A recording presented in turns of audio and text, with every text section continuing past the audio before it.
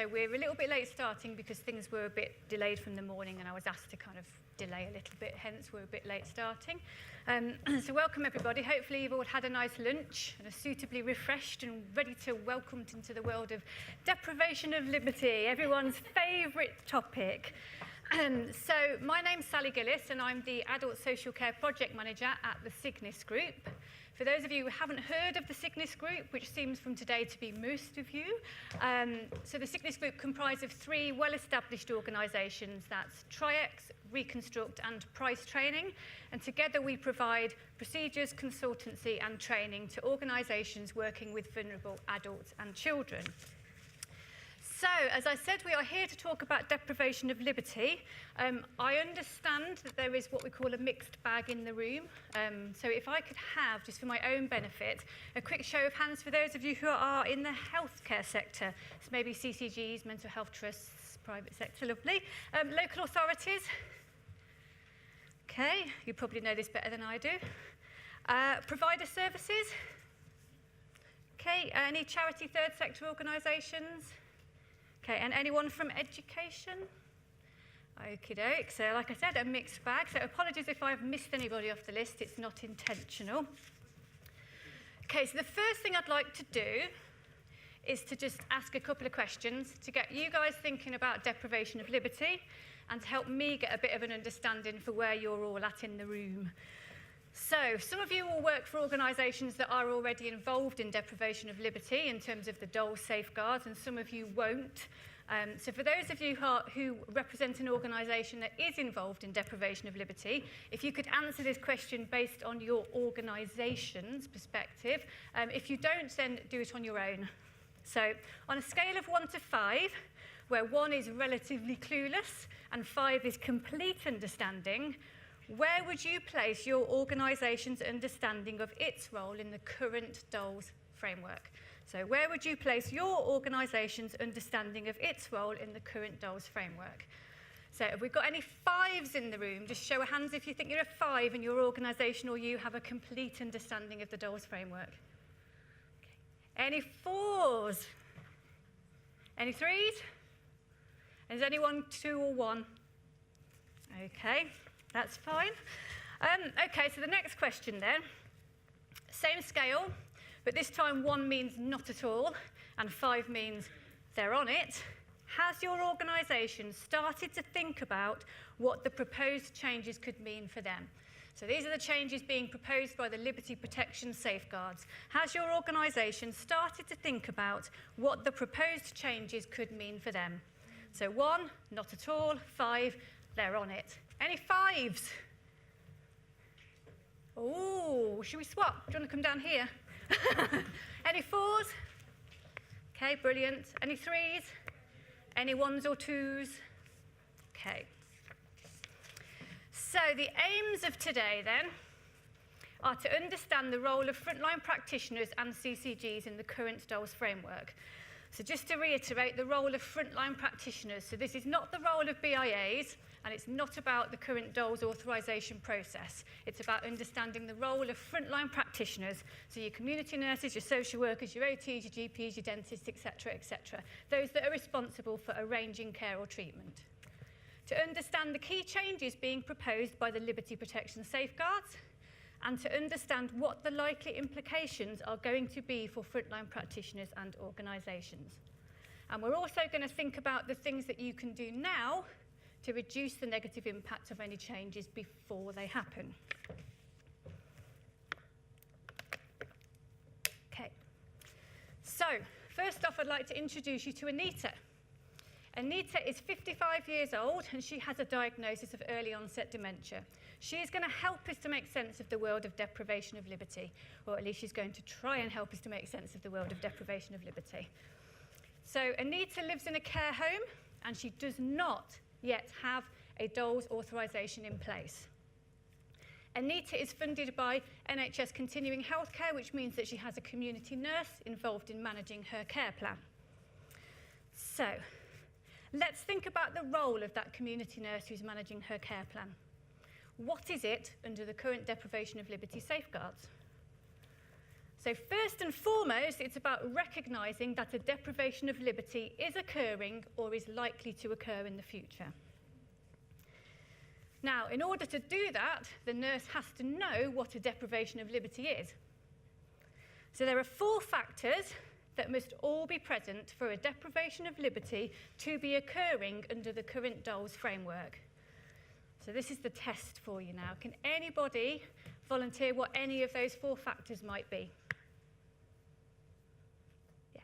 The acid test, is the person not free to leave, or are they under continuous supervision and control? Okay, so continuous supervision and control, not free to leave, so the acid test. Anything else? Can they consent? So about capacity to consent. Okay, so the 4 factors are that the person must be aged 18 or over, and they must be detained or will be detained in a care home or hospital, and the detention is for the purpose of receiving care or treatment, and they lack capacity to consent. So detention is actually factor 2, which has its own 3, which is, as you say, the acid test. So is subject to continuous supervision and control, is not free to leave, regardless of an attempt to do so, and the care or treatment is imputable to the state. Okay, so the nurse has recognised that Anita is deprived of her liberty. What do they do next? So after recognising the deprivation, the nurse should explore ways to remove that deprivation. Because as we all know, we do not deprive someone of their liberty unless there is absolutely no other way of providing that care or treatment. Assuming that there is no other way to do it, the nurse should then ask the managing authority to make the request for a standard authorisation. So the managing authority is the registered manager of that care home, and it's their responsibility under the DOLS framework to make the request to the local authority for an authorisation. And at that point, the local authority is then responsible for coordinating the qualifying assessments and authorising the deprivation of liberty. Now, if for whatever reason the managing authority declines to make that request, so whether they disagree with it or they just don't get around to it or other pressures come to the fore, the community nurse should make the request themselves. Because under the Deprivation of Liberty Safeguards framework, any person has the power to make the request if they have recognised the deprivation, tried to remove it, asked the managing authority to make the request, and the managing authority has declined to do so. Okay, so back to Anita. So we're now going to imagine that she has a deprivation of liberty authorisation, a standard authorisation, in place at the care home. Let's say she needs some planned treatment. So she's been waiting for a hip operation, let's say, and she now has a date for that. Now we know that when she goes into hospital, she's going to be deprived of her liberty in that hospital setting. So the question, does there need to be another authorisation under DOLS in place for when she goes into hospital? She's already got one in the care home. Does she need another one? So quick show of hands for who thinks yes, she does. Quick show of hands for who thinks no, she doesn't. And anyone not sure? Okay, so the answer is yes, she does. Did anyone who said yes want to just kind of volunteer why she does? Because the authorisation only applies to a specific place. Yeah, that's correct. So if anyone who didn't hear that, so the authorisation is not transferable. It only applies to one setting at a time. But who should make the request? So there are 3 options on screen, and one of them is the correct option. So is it option 1, the registered manager of the care home? So this is the person who made the request for the DOLS authorisation that is in place in the care home. Is it the community nurse managing the care plan? Or is it the manager of the hospital where Anita will be having her surgery? So quick show of hands for option 1. Anyone think option 2? Anyone option 3? Excellent. Okay, yeah, so option 3 is correct because it's the managing authority of the setting where the deprivation will be occurring. Okay. So let's imagine now that the treatment is not planned treatment, it's urgent treatment. So Anita has been at home, she's fallen, the ambulance is called, she goes to hospital, she's broken her leg, she needs surgery. She's going to be deprived of her liberty in the hospital. Same question as before. Does she need to have another DOLS authorisation in place? So same options as before. Who thinks that she does? And who thinks that she doesn't? And who's not sure? Okay, so the answer here is that she does still need to have another one in place, even though the treatment is urgent. But the process is slightly different, because instead of the managing authority of the hospital making a referral to the local authority, they can put in an urgent authorisation themselves, which is valid for up to 7 days. And if Anita's likely to be in hospital longer than that, then they still need to make the referral to the local authority. Now, I'm assuming that those of you who thought that she didn't need one or weren't sure maybe did so on the basis that the treatment was urgent rather than planned. So the only treatment that does not require a DOLS authorisation is life-saving urgent treatment, okay, as defined here. Okay, so that was quite literally a whistle-stop tour, if you like, of the role of frontline practitioners and CCGs in the current DOLS framework. So very much recognising that a deprivation is occurring and responding appropriately, either by asking the managing authority to make the referral, or if they decline to do so, making it themselves.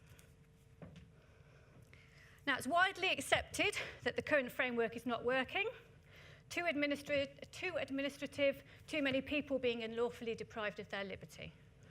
We're not here today to talk about the reasons why DOLS is not working, although I will draw your attention, if anyone is particularly interested in looking at those reasons in more detail, in the packs that you have, there is a briefing paper written specifically about that, so you can obviously take some time to read that. Okay, so the central government requested that the Law Commission review the current DOLS framework and make recommendations for change. So all in recognition that it's not working. Now, the Law Commission did that in March of last year. I can't believe it was nearly a year ago, but it was. So the recommendation was scrap the DOLS system. So not change it, not fix it, just scrap it. It's completely not fit for purpose. And replace it with something entirely new called the Liberty Protection Safeguards. Now, the government's final response to that recommendation is not due until spring of this year. And we're not expecting a final decision about the future of the Deprivation of Liberty safeguards until autumn, because the Mental Health Act review is taking place and the government wants to wait till that's concluded and then tie the whole thing together. There has, however, been an interim response by the Under-Secretary of State, and this was received and made in October of last year, and here are some of the comments. So the government recognises that the current deprivation of liberty system is increasingly unsustainable. So it's unsustainable and it's getting worse. We welcome the Law Commission report and the detailed recommendations to establish a new system of liberty protection safeguards. And we are carefully considering the report and plan to engage with stakeholders to understand how these changes can be implemented. So how these changes can be implemented, not whether these changes should be implemented. So even though the final decision has not been made, the interim response strongly suggests that things will be changing and that the liberty protection safeguards or something very similar to them will be adopted. Hence the need for you guys to understand what that is now so you can think about the changes that you might need to make. Okay, so this table sets out some of the differences between the current DOLS framework and the proposed liberty protection safeguards. So the current DOLS framework applies from the age of 18. The liberty protection safeguards would apply from the age of 16, bringing it in line with the Mental Capacity Act itself. DOLS is authorised by the local authority, so all authorisations are made by the local authority. Under the liberty protection safeguards, they would be authorised by the local authority or the CCG, depending on the setting in which the deprivation is occurring. Under DOLS, authorisation requests are made by the managing authority of the care home or hospital, so we talked about that earlier. Under the liberty protection safeguards, authorisation requests would be made by the practitioner arranging the care or treatment. So that's obviously a huge change, because frontline practitioners, the role is not going to be about recognising and asking the managing authority to make the referral. It's about actually recognising and making the referral themselves. Unless the person is self-funding or receiving private medical care, in which case it's still the managing authority of the setting.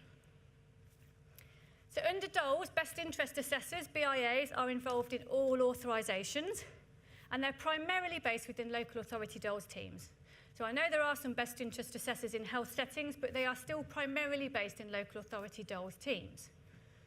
Under the Liberty Protection safeguards, the BIA role would be replaced by an approved mental capacity professional role.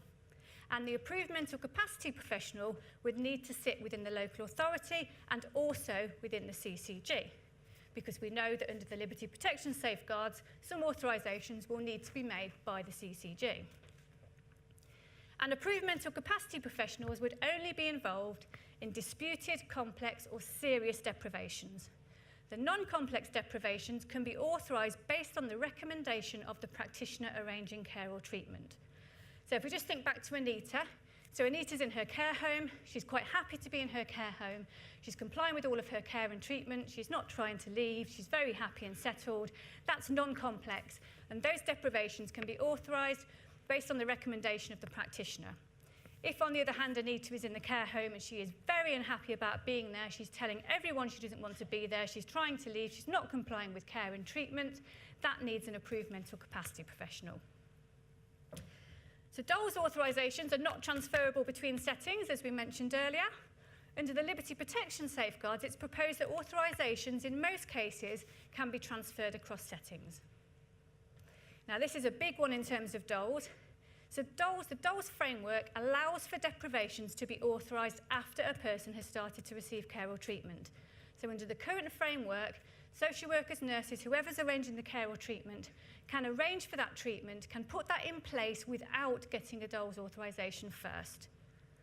Under the Liberty Protection safeguards, the expectation is that all deprivations will be authorised before they happen. And deprivations are exploring deprivation, is to become part of everyday care planning activity. Now, there's a couple of things that aren't on that table that I'll just run through. So the first is around proportionate review. So for those who work in DOLS know at the moment that an authorisation can only be agreed for a maximum of 12 months, and at that point, the process begins again and there needs to be another DOLS authorisation. Under the Liberty Protection safeguards, it's proposed that there is a more proportionate review system for those people who are long-term deprived of their liberty. So some people, for example, people with profound and multiple learning disabilities, may have ongoing issues in terms of their capacity to consent and may need to be deprived for a more ongoing period. There'll be a more proportionate review. So still a review, but a more proportionate review. And finally, it's the concept of community deprivation. So I'm sure we all know deprivation of liberty is not a Mental Capacity Act concept, it's a human rights concept. So anyone can be breached of their human rights at any time in any setting. And it's unlawful to breach someone of their human right to liberty unless that breach has been authorised by a court of law or a legal framework. So the DOLS framework under the Mental Capacity Act is the legal framework for authorising deprivations of liberty that occur when a person is 18 or over and they're in a care home or a hospital. All other deprivations of liberty currently have to be authorised by a court of law, and primarily that's the Court of Protection at the moment. So what the Liberty Protection safeguards say is that all of those deprivations should come under its umbrella and be the responsibility of the local authority to authorise. Okay, easy, got it? So let's think back to Anita then. And we're going to imagine Anita now under the Liberty Protection Safeguards framework. So we're going to imagine now that all of that has been implemented, and that is now the framework over deprivation of liberty. So Anita, we're going to imagine, is still living at home where she's not deprived of her liberty, but she is shortly going to be moved to a care home where she may be deprived of her liberty. So the role of the community nurse has now changed. So does anybody want to hazard a guess as to one of the things or some of the things that they think may have changed about the role of the community nurse in this situation? Ooh, okay. So they're still going to recognise a deprivation of liberty, but they're going to do that during care planning. So they're no longer going to be able to arrange for Anita to go to a care home and to place her into a care home until they've got this authorised. So they're still going to explore ways to avoid the deprivation, because we don't deprive people of their liberty unless there's absolutely no other way of doing things. And then they're going to request the local authority to authorise the deprivation. So the practitioner is going to make the request to the local authority, not the registered manager of the care home. and then they're going to arrange for the care after the deprivation has been authorised. So the other situation then, so the planned surgery. So the person arranging the treatment is going to recognise that a deprivation is going to occur when they're planning the treatment. They're going to explore ways to avoid the deprivation, and they're going to request the local CCG authorise the deprivation because it's going to occur in a hospital, and then they're going to arrange the treatment after the deprivation has been authorised, unless there's already an authorisation in place in the care home that could now be transferable. Now, point 3 here is clearly a huge change for CCGs because at the moment all authorisations, as we know, are made by the local authority, or if it's in the community, it's made by the Court of Protection or under the Court of Law. So the CCG to authorise deprivations. Now, thankfully, when the Law Commission provided their report, they also recommended an authorisation pathway, which for the purposes of today, we have put into a flowchart. So we'll just talk through that. So the first step is that there would need to be an independent review of the evidence provided by the practitioner. So the frontline practitioner who is arranging the care or treatment would need to provide evidence that would satisfy that they have assessed the person's capacity, that they have explored all the available options, and that the deprivation is in the person's best interests, and why. Now, when we say independent review, we don't mean independent from the CCG or from the local authority. We mean independent from the services that are responsible for commissioning and arranging care or treatment. Okay, so assuming all the evidence is correct, we're going to ask the question, is the deprivation disputed, complex or serious? If it isn't, authorise the deprivation and advise the requesting practitioner who can then arrange the care or treatment. If it is disputed, complex or serious, appoint an approved mental capacity professional to carry out further assessment. And the approved mental capacity professional will recommend whether or not you authorise or not. So this is similar to the role of the BIA now. If the approved mental capacity professional recommends to authorise, you authorise, let the practitioner know, they can arrange the care or treatment. If they say don't authorise, then you do not authorise.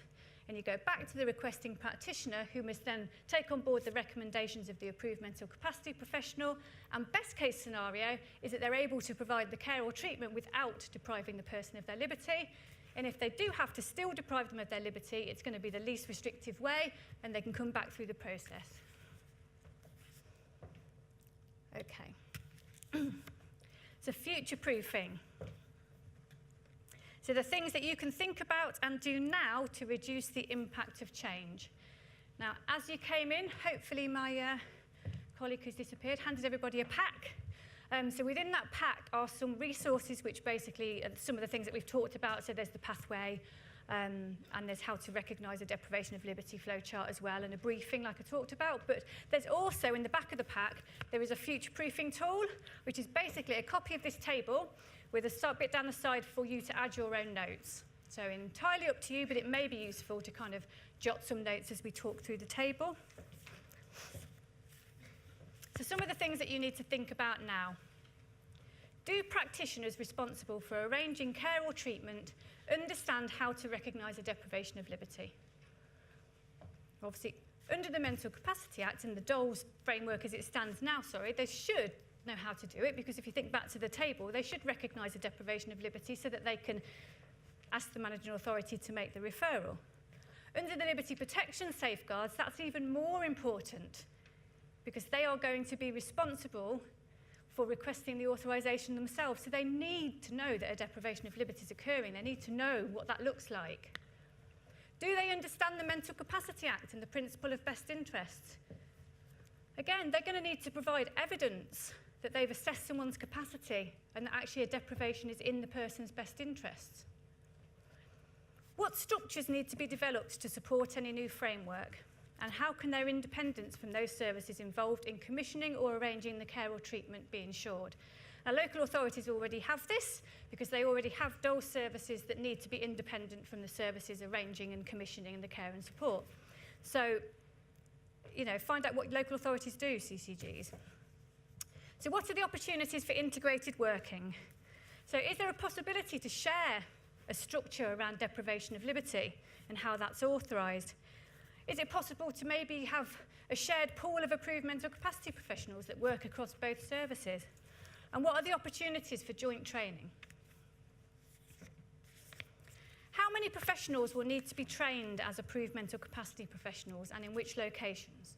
So this is about understanding your demand. So looking at your teams and services, where is likely to have the greatest demand in terms of practitioners that need to be skilled on mental capacity and best interests, and actually where do the approved mental capacity professionals need to sit? So what might the impact be locally, taking into account the number of authorisation requests made now? So CCGs, how many requests do you make to local authorities? Local authorities, how many requests do you receive? And how many do you make to the Court of Protection? And don't think about the ones that you actually do make. Think also about the ones that you know about, but perhaps kind of fall through the gaps and don't get made. And how can any negative impact on resources be minimised? So one of the things that you can think about there is around the culture of the teams that are responsible for arranging and planning care and treatment now. Do they maximise opportunities to avoid deprivations of liberty? If you maximise opportunities to avoid deprivations of liberty now, then the number of deprivation of liberty cases that you get in the future will be reduced because the culture's changed and we actively try to avoid deprivations of liberty. Are they person-centred? Are they creative in the way that they plan the care and treatment? Do they explore all of the available options? Or is it a one-size approach fits all?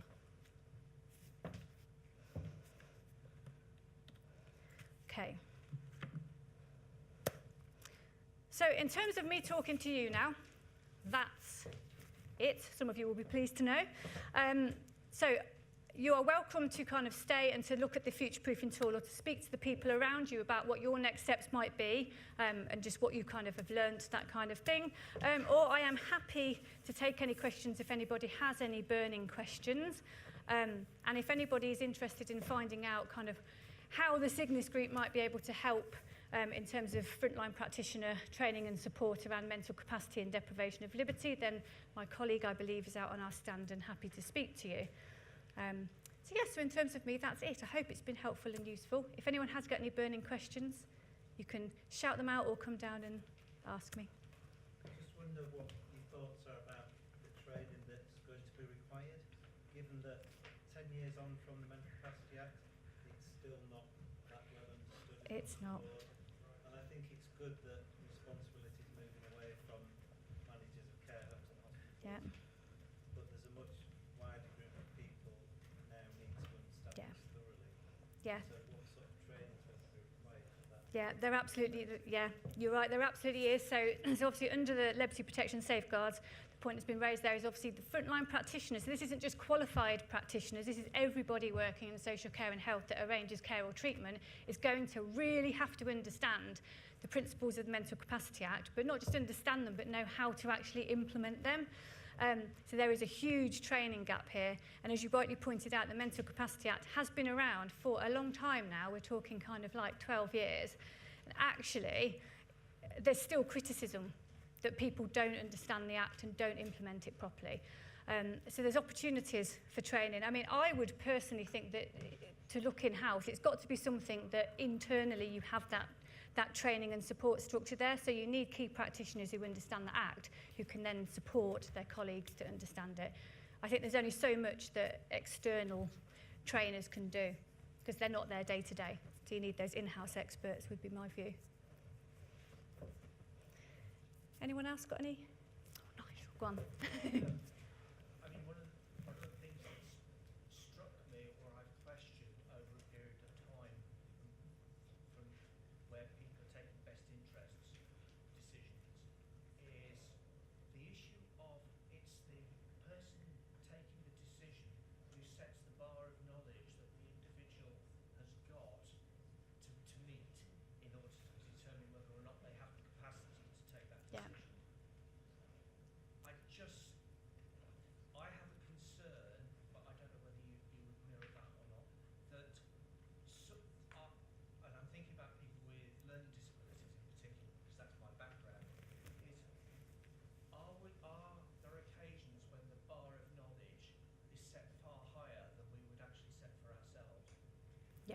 So yeah, I mean, and then that's around the best interest principle itself, isn't it? And about actually how much does somebody have to understand in order to be deemed able to make that decision around consent. And it should be very much around actually that individual specific learning. So we shouldn't set bars and say if somebody has this condition, it's this. If somebody has that condition, it's that. It's very much about the uniqueness of the actual individual, isn't it? And understanding. And which again is why practitioners need to understand how to apply the best interest principle and what it actually means in practice. And there's quite often no clear-cut right, wrong answer to these things. It's very much about experience that's gained through practice. And the more that you apply the Mental Capacity Act, the more best interest decisions that you make, the more confident you are in making those.